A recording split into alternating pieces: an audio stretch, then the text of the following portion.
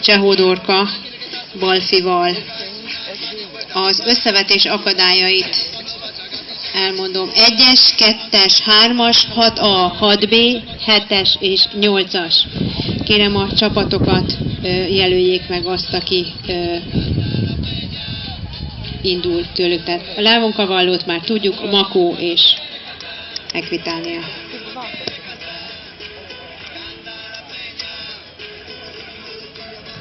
Tudod, mi a gáz? A Dori is megy összevetés, nem tudja megigyezni a pályát. Most jobban megy, mint az előbb. Jobb, ügyesebb Dori, jobban változtatja.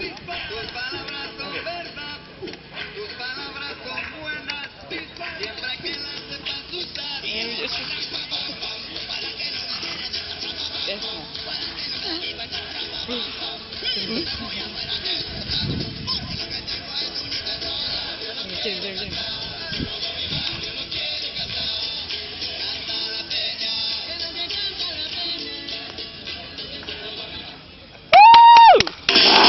Ezt